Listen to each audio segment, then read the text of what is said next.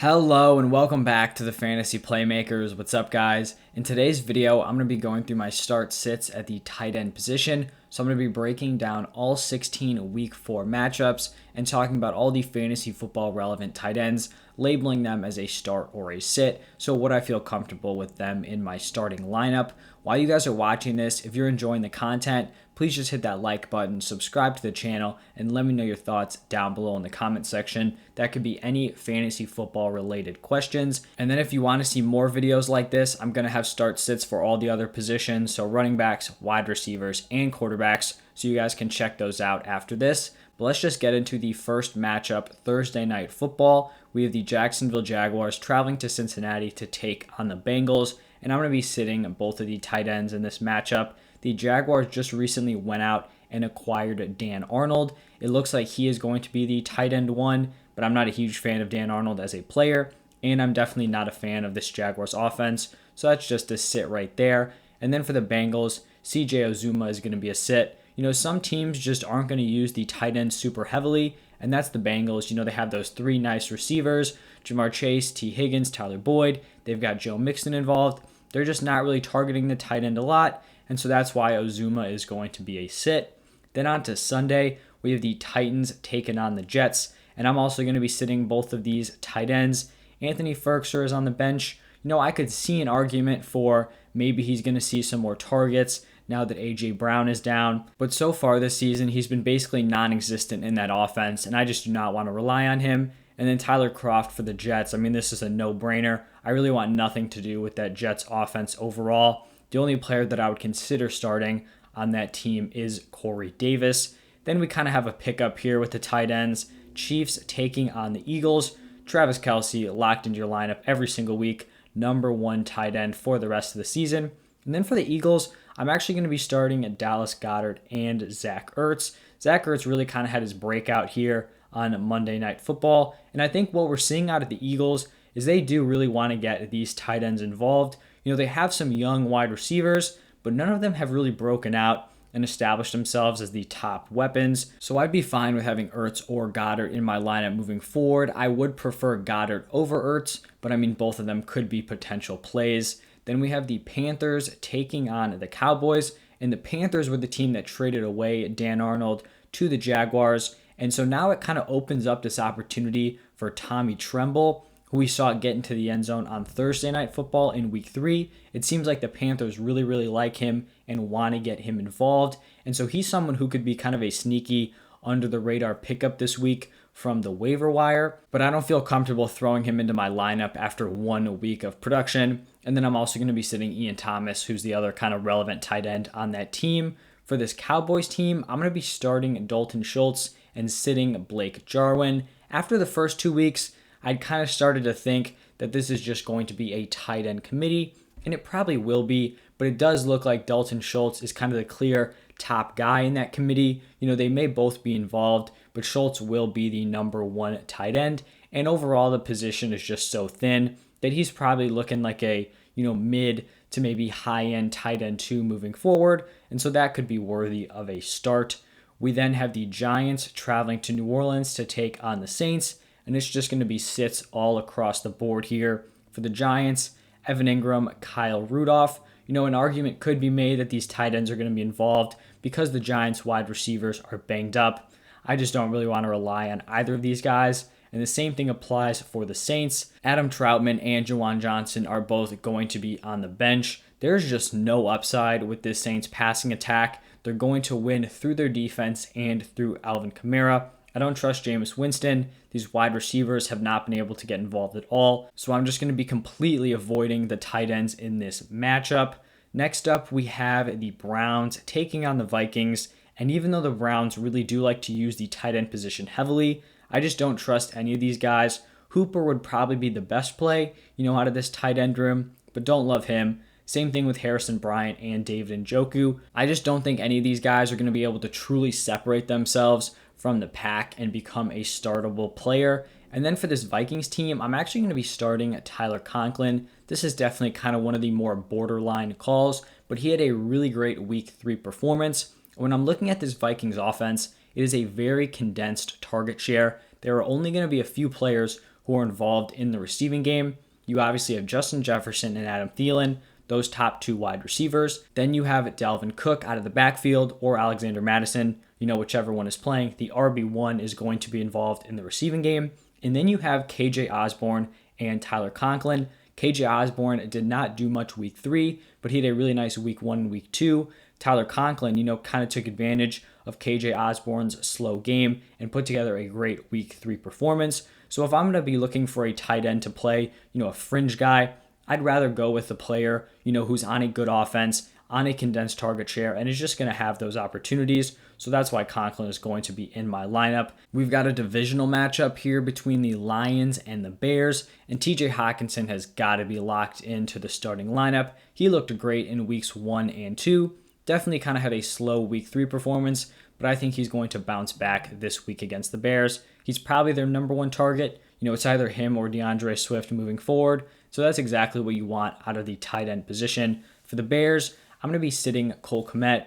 I just have no trust in this Bears offense. We don't know who the quarterback's going to be, and it really doesn't matter. You're basically dealing with a lot of subpar options. I love Justin Fields as a player and moving forward, but I don't even know if this offense can support him. He was just getting murdered back there. The offensive line was just totally selling. So Kmet's just got to be on the bench. Then we have the Texans taking on the Bills. On this Texans team, really not interested in anyone on this roster except for Brandon Cooks. So that means that Jordan Akins is a sit. And then for this Bills team, Dawson Knox has really put together 3 solid weeks to start off the season, and that definitely earns him a start in this offense. He is a young guy, so he could continue to improve. And overall, this is just a great Bills offense, so he's going to have scoring opportunities. He's already found the end zone twice. And so when you're looking for those borderline guys, I'd rather go with players who are on those top tier offenses. The next matchup here is going to be between the Colts and the Dolphins. And after Jack Doyle had a really nice week 2, he was targeted a ton. He came in week 3 and basically did nothing. So he's not someone that I'm going to be trusting moving forward. For this Dolphins team, Mike Gesicki was non-existent to start off the season, but we really kind of have to reevaluate how we're looking at Mike Gesicki for the next few weeks because we did have a shift from Tua to Jacoby Brissett. Tua was not targeting Mike Gesicki at all. I think in 2.5 games, Mike Gesicki only had 2 targets. Then Jacoby Brissett comes in, and then week 3, Mike Gesicki is targeted a ton. So moving forward, he is a guy that I'd feel comfortable in my starting lineup. It is crazy how, in the same offense, one quarterback can shift the target so much. But that's really what we saw. So Mike Gesicki has kind of come back around to be like a lower end tight end 1 moving forward. Then it's a pretty decent tight end matchup here between the Washington football team and the Falcons. Logan Thomas has just been very solid and consistent the first few weeks of the season, and I don't think that's going to change going into week 4. For Kyle Pitts, definitely been a disappointing start. Week 1 and week 2, his volume was looking pretty good. Then week 3, his usage was very questionable. How do you not have Kyle Pitts in on the red zone opportunities? It doesn't make a ton of sense. But from where you drafted him, he's probably going to be locked into your lineup, and he's still someone who should be viewed as a top 12 tight end this week. He's really just too talented to move any lower than that. We've got a divisional matchup here between the Seahawks and the 49ers. With the Seahawks, this was a really tough call. Gerald Everett was definitely kind of borderline between a start and a sit. I ended up going with a sit, and really it was just because he's shown 1 week of having, a decent amount of volume. I just want to see that one more time. It definitely could be a case where he's getting more and more involved in this offense, and that target share is just going to continue to grow. That would be great. If he goes out week 4, gets 5-6 targets, then you can bet that he will be labeled as a start next week. For the 49ers, it was great to see George Kittle come out and have a really solid performance after a slow start to the season. Long term for the entire season, I'm still a little bit worried about him. Obviously he's going to be in your lineup, but in terms of where you drafted him, if he was a 3rd round pick, I don't know if he's going to be living up to that value. And it's not because of the talent at all. It's just the usage is not there, which is very strange. You would think you'd want to get the ball into one of your best players' hands, but we just kind of have to see how that develops moving forward. We're staying in the same division here where we have the Cardinals taking on the Rams. For this Cardinals team, I'm going to be sitting Max Williams. He basically did nothing week 1, then kind of had a breakout week 2, didn't do much in week 3, so still not confident with him in my lineup. For this Rams team, my guy Tyler Higbee had a great game, finally got into the end zone, so he should be a comfortable start moving forward.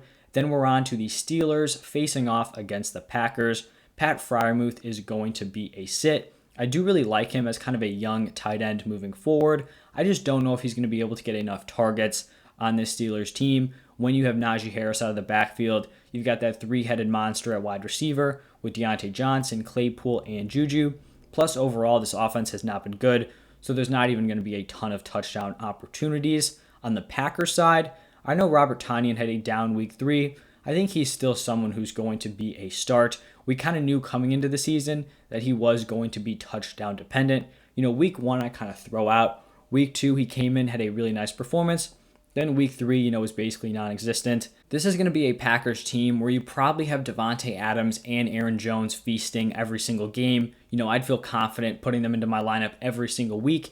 And then every week there's probably going to be, one other guy who gets a lot of work. So that could be Robert Tonyan, that could be Marquez Valdes-Scantling, maybe it's Allen Lazard, maybe Randall Cobb gets in there one time. So he's not someone that is super reliable, but with how thin the position is, I still think he should be listed as a start. We've got a nice tight end matchup here between the Ravens and the Broncos. Mark Andrews locked into your lineup every single week. He's still one of the top targets on this team and is just going to continue to produce. For the Broncos, I know Noah Fant had a down week 3, but I still think he's a guy that you should trust in your lineup. He saw a fair amount of targets in week 1 and week 2. He's still at worst, the number 3 target on this team, so I still like him going forward. Then we have probably the most anticipated game of the week, Sunday Night Football, Buccaneers traveling to Foxborough to take on the Patriots. We have a Tom Brady and a Rob Gronkowski revenge game, so Rob Gronkowski has got to be in your lineup. He's looked great to start off the season. He did kind of get banged up in that week 3 outing, but they did x-rays, came back, looking good, no rib breaks or anything like that. So he should be locked in and ready to go on Sunday. And then obviously sitting O.J. Howard and Cameron Brate. As long as Gronk is out there, he has a total monopoly on those tight end touches now. So they're just not really fantasy relevant. For this Patriots team, I do not trust Jonnu Smith or Hunter Henry moving forward. They just haven't shown a lot of ceiling or really a decent floor this year. You would expect them to be more involved because they did get those big money contracts over the offseason, but it just hasn't happened yet. And I just don't want to play with that in my lineup. Then onto the final game of the week, Monday Night Football. We have the Raiders traveling to Los Angeles to take on the Chargers. Darren Waller, don't even need to say anything about that. He is in your lineup. And then for the Chargers, Jared Cook was another one of these players who was pretty borderline between a start and a sit. I ended up going with start just because I do think he's seen a decent amount of targets this year. He hasn't directly translated it to fantasy production, but I like the overall volume he's seen. This is a good Chargers offense, so he's going to have red zone opportunities. Plus, he's had a touchdown called back, so the opportunity was there, and I think he can get us together moving forward. And so, I wouldn't love him in my starting lineup, but it definitely would not be the worst thing in the world. All right, so those were all 16 Week 4 matchups, start sits for the tight end position. If you guys enjoyed this video, please just hit that like button, subscribe to the channel. Let me know your thoughts down below in the comment section. If you guys want to see more videos like this, go check out my start sits for the running backs, wide receivers, and quarterbacks. Those are all up now. But thank you guys for stopping by, and I'll see you next time.